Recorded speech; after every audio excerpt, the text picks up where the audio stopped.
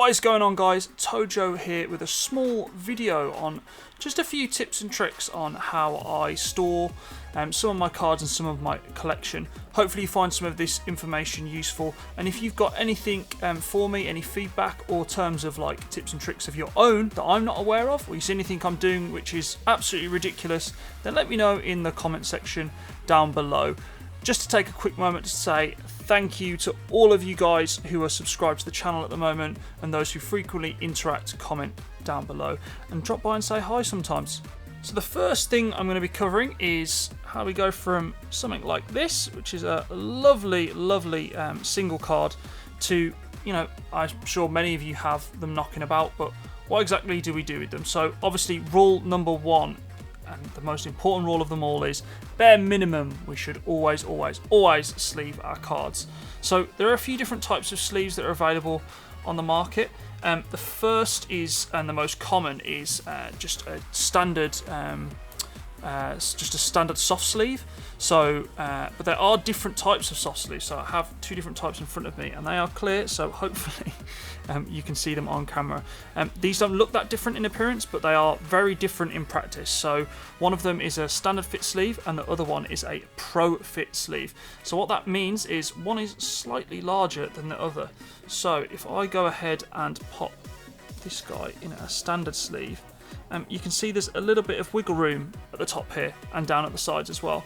What a pro fit sleeve does is fits the card super snug and super tight, so it's harder to get in and it just sits perfectly on a card like that. So less room to move about, shake about, and that leads us on to kind of another type of sleeve that you've probably seen before, which is a deck sleeve. So they're slightly different to our standard sleeve in the fact that they're normally coloured, but the main difference is normally these hard backs, which means that they're a bit more rigid and a bit better protected for the back of the card. This is just a standard kind of no frills Ultra Pro deck sleeve. I like to use these because I don't like to take away from the card too much.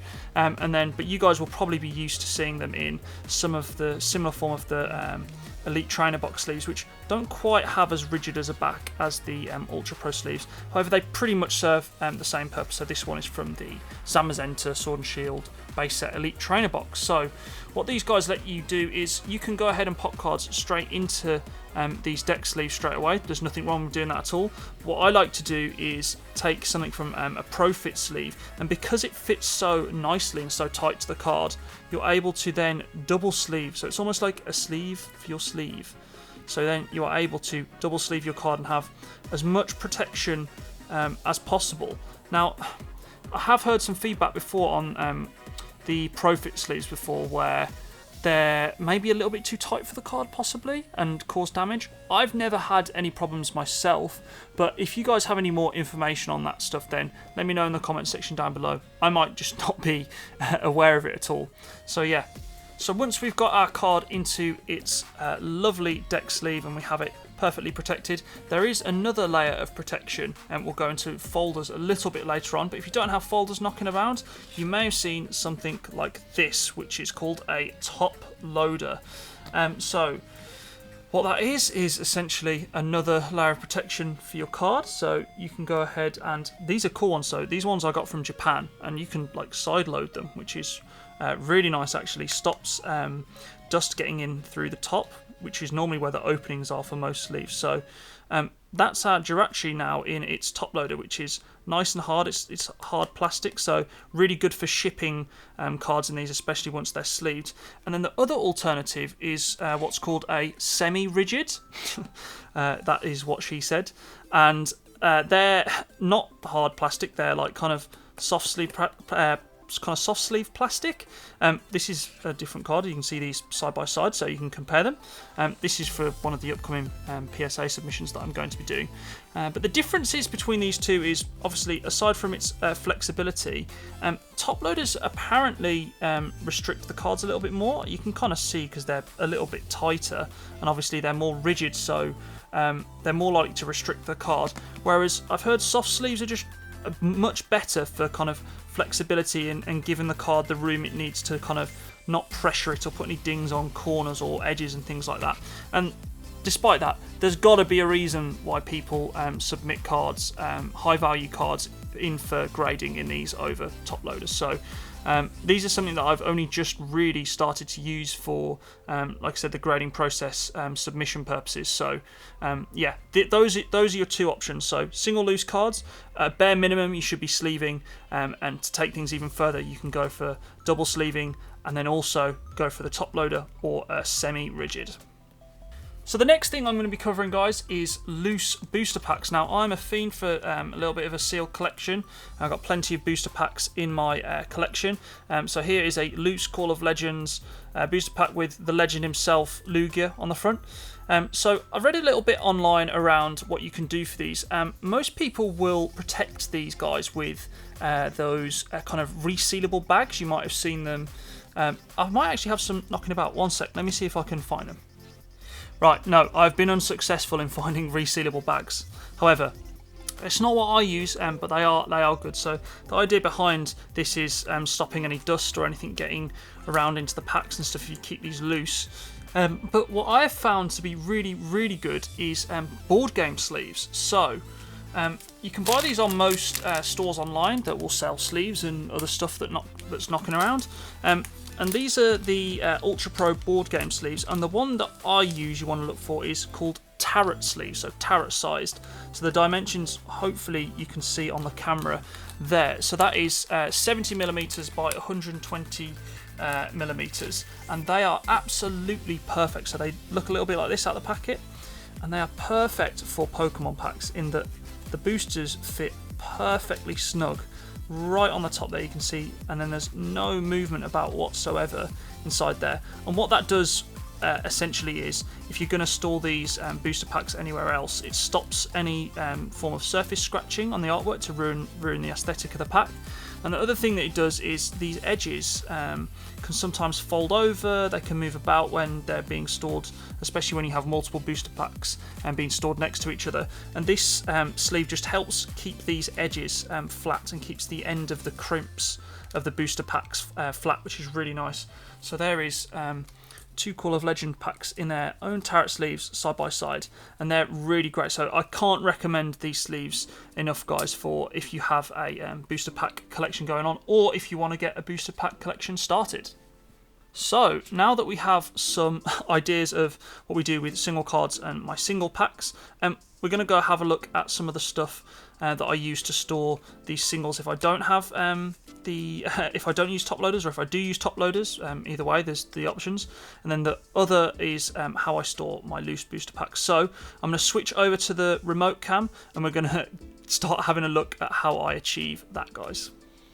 Hey guys, Remote Tohjo back on the camera on my phone. So this has worked in the past before, so I've decided to go with it again. Apologies for the drop in audio quality. Obviously, I'm not using my condenser mic at the moment.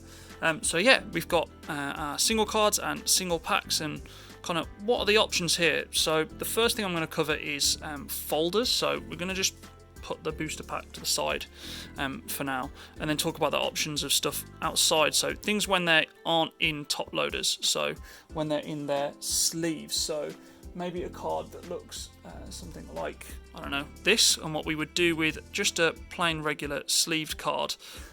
So you have normally options you'll remember from when you were a kid are, and what you'll recognise is these Ultra Pro pages. So obviously these come in different sizes. So you got a 2x2, and then you got a 3x3. These are the most common pages, these A4 sized. And these guys normally go in folders. So these are perfect for your cards to just fit directly into these sleeves. The one thing I would say about these sleeves themselves is that they, the deck sleeves normally don't fit, or you can have size compatibility issues. So if I just grab that Zapdos again, this guy will fit nicely into this. Oh well, actually he doesn't really quite fit. It's quite tough for me to get in there, and then you'll end up getting ripples like on the top across the whole card, which normally means that it's not the best fit. So I think these pages generally are designed in mind to just take a single card without it being in a sleeve. So that's where those Pro Fit sleeves really come in handy, because they give you that second layer of protection, and they'll manage to fit inside these sleeves without a problem. So what other options we have at the moment is pre-built sleeves, so or like non-Ultra Pro page folders. I don't really know what the best way to say this is, but you guys have seen this binder on the channel before. But these are side-loaded pages, which I much prefer to just regular Ultra Pro pages. They offer a little bit more protection with there's this hard back, and also again the same thing I was saying about those side loading top loaders is that any dust that can get through the top of the sleeve is avoided because it's side loaded. So there's no way of dust getting into the side of the card, and the top is protected. And I don't know, it just feels more aesthetically pleasing. Again, there's better size flexibility in terms of the sleeves with these folders. They are a little bit more expensive, but like I said, there's more sleeve compatibility, and I believe the protection is just better in general. So I would always recommend using folders that have these side loading sleeves. They just seem to kind of work just a little bit better. I've just found the quality to be better. But if you don't have that, then that's fine. I've got a casualty. Polytoad's fallen over. I do also have recommendations for sleeved binders. So the difference being, you can have, say, like a regular binder here like this, which is full of those Ultra Pro pages.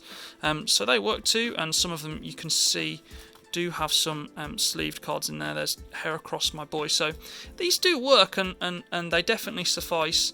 But one of the main differences, which is really important to keep in mind, is that you'll see this binder ring here is circular. The other folder that I have here, which is this Ultimate Guard folder for my Team Rocket Unlimited and First Edition set, is what's called a D-ring. So what this allows is that rather than these being curved and these pages moving around and being kind of different levels, essentially, this long flat side allows these pages all to sit flat when the folder is down, and that's much better for keeping your cards in good condition and for you to not get binder bends, which is something that's known to affect cards that have been sat in binders for a long time. So if you are going to go down the Ultra Pro page route where you're going to have pages, I definitely recommend picking up a D-ring binder over just a regular ring.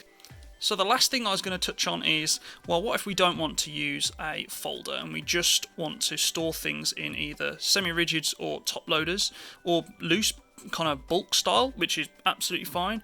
And for that, I've kind of got two options. The first one is a little more kind of basic and bulky, which is these. You'll find a lot of these are fairly common. These are kind of boxes, storage boxes that you build up. You can get these on most card websites and stuff. And what they give you is you can buy them in different sizes. There's like 4-column ones. I've got a 2-column one here. So this just contains all of like bulk from, I think I've got like energy bulk in here, and then there's some Watsy stuff down on the back, and like stuff that's not very mint essentially, and then some EX era down here.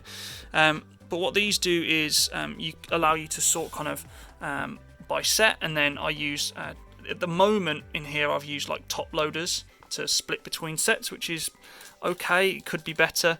There are the alternate options, which are these kind of card dividers, which work a little bit better than top loaders. I mean, top loaders stick out, which is quite nice, but these are just a little bit neater, and if you're a bit of a perfectionist, then these guys work a little bit better, so would recommend these, and we'll see these in use in a second. So yeah, those card boxes are really good. The other option that you have is make use of some of those ETBs that you've been buying. These are really great for card storage and really flashy, and I like having kind of a tracked history of the sets that I've released and bought and collected. So you can see it's a very similar setup to what we had with inside the white kind of build-up box, or I don't really know what to call that, but anyway, so all of these are separated by these card dividers, and then I use these mini sticky notes to kind of tell me which sets live where, which is really nice. So if I get some new packs in and I've bought some singles online, then I know exactly where to put them. So yeah, you can see some nice Roaring Skies full arts and stuff there. So yeah, the tabs tell me where the things are, and all of it's split up nice, and it keeps everything neat. Really like the Elite Trainer boxes as options to kind of keep cards stored.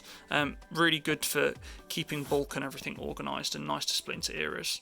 So yeah, I think that's kind of it, guys. Like, I've showed you how I store like my bulk stuff, how if I was going to store stuff in top loaders, I'd be using these boxes, a few pointers on the folders and stuff like that.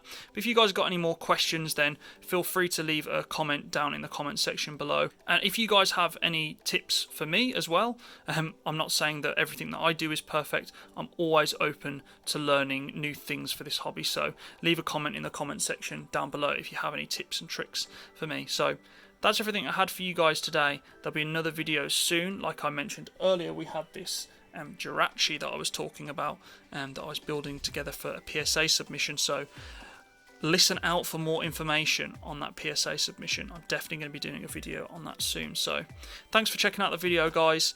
Take care, and I'll catch you in the next one.